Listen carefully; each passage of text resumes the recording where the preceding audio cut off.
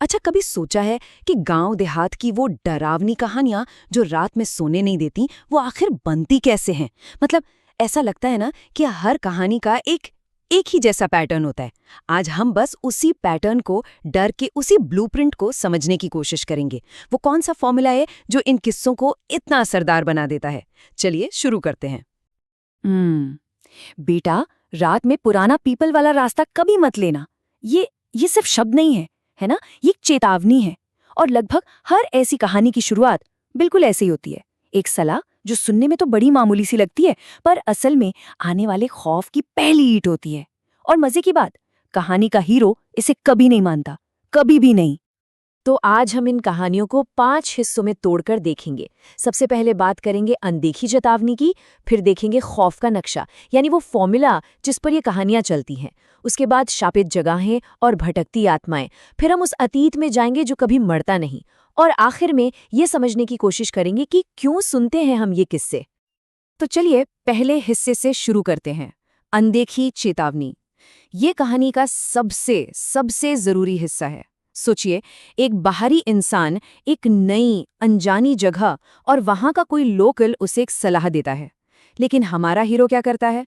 वो उसे अंधविश्वास समझकर बस नजरअंदाज कर देता है। और बस यही वो पहली गलती है जो उसे सीधे खतरे की ओर ले जाती है। और मजे की बात यह है कि ये चेतावनी हर कहानी में लगभग एक ही तरीके से दी जाती है। जैसे एक कहानी में गांव के रामस्वरूप बाबा हैं जो अजय को पीपल वाले रास्ते से जाने को मना करते हैं। दूसरी कहानी में एक ढाबे का मालिक है जो आरुष को समझाता है कि रात में यहाँ रुकना ठीक नहीं। पर नतीजा, दोनों ही केस में हमारे हीरो इसे बस गांव वालों का वहम मान लेते हैं और बस आगे बढ़ जाते हैं। और यहीं वो अपनी सबसे बड़ी गलती कर बैठते हैं। वो सीधे उसी अंधेरे की तरफ चल पड़ते हैं जिससे उन्हें मना किया गया था। तो ठीक है, चेतावनी को तो नजरअंदाज कर दिया गया।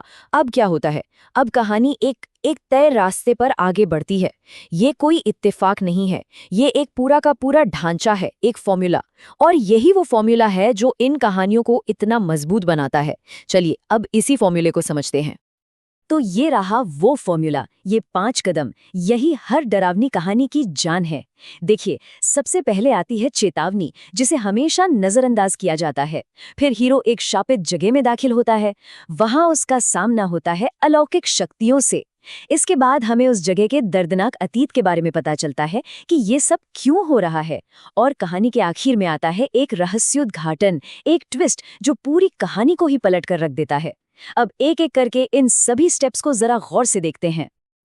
तो अब आते हैं कहानी के दिल पर, यानी वो जगह, वो शापित जगह। वो पुराना पीपल का पेड़ हो सकता है, कोई वीरान हवेली या कोई सुनसान सा रास्ता। लेकिन ये सिर्फ डरावनी जगहें नहीं होती, नहीं। इनकी मिट्टी में, इनकी दीवारों में एक कहानी दबी होती है, एक दर्द जो उस जगह को शापित बनाता है और उन आत्माओं को वहां हमेशा के लिए कैद कर लेता है। यहाँ 2 बहुत अलग तरह का डर देखने को मिलता है। एक तरफ है वो पीपल वाला रास्ता, वहां सिर्फ एक आत्मा है, राधा, जो अपना बदला लेना चाहती है। उसका खौफ बहुत पर्सनल है। और दूसरी तरफ एक पूरा का पूरा गांव है, 75 साल से वीरान। यहाँ कोई एक आत्मा नहीं, बल्कि पूरे गांव के लोगों की आत्माएं हैं, और उनका मकसद है अपनी जमीन की रक्षा करना। तो एक तरफ पर्सनल बदला है और दूसरी तरफ एक कलेक्टिव, एक सामूहिक श्राप। और डर पैदा करने का तरीका भी सिर्फ माहौल बनाना नहीं है, ये कहानियां सीधे सीधे खौफ पैदा करती हैं। सोच कर देखिए, बिना आंखों वाली एक औरत जिसका चेहरा खून से लथपथ है, या कोई पेड़ से उल्टा लटक कर हंस रहा हो, ये सिर्फ डराने के लिए नहीं है। ये सीन हमें बताते हैं कि उन आत्माओं के साथ कितनी कितनी ज्यादा क्रूरता हुई होगी। और जब कालू चरवाहे जैसे और किरदार जुड़ते हैं, तो ये याद दिलाता है कि अन्याय का दर्द कभी अकेला नहीं होता। ये एक आग की तरह है जो एक नहीं, कई जिंदगियों को जला देती है। अब आते हैं कहानी के सबसे जरूरी सवाल पर कि ये सब हो क्यों रहा है, मकसद क्या है? क्योंकि ये आत्माएं ये बेवजह नहीं भटकती। इनके पीछे हमेशा एक दर्दनाक कहानी होती है, एक ऐसा अतीत जिसे कभी इंसाफ नहीं मिला। और यही बात इन कहानियों को खास बनाती है। यहाँ जो भूत हैं वो कोई शैतान नहीं है, वो विक्टिम्स हैं, शिकार हैं। उनके साथ धोखा हुआ, उन्हें मार दिया गया, और बस इसी अधूरे इंसाफ की वजह से वो इस दुनिया और उस दुनिया के बीच में अटकी हुई हैं। तो उनका जो खौफ है ना, वो असल में उनकी ताकत नहीं, बल्कि उनके दर्द की, उनके साथ हुए अन्याय की चीख है। इस शापित गांव की कहानी इसी अन्याय की एक मिसाल है।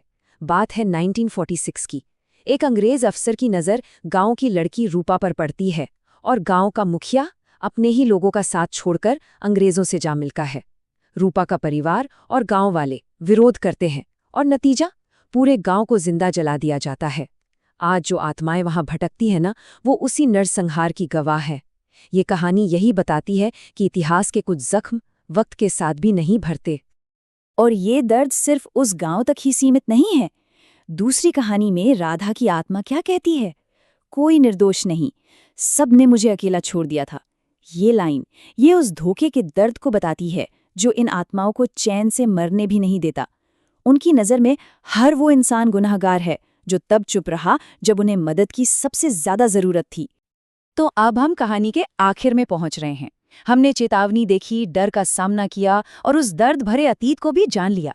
लेकिन ठीक जब लगता है कि अब तो सब कुछ समझ आ गया, तभी एक आखिरी राज सामने आता है।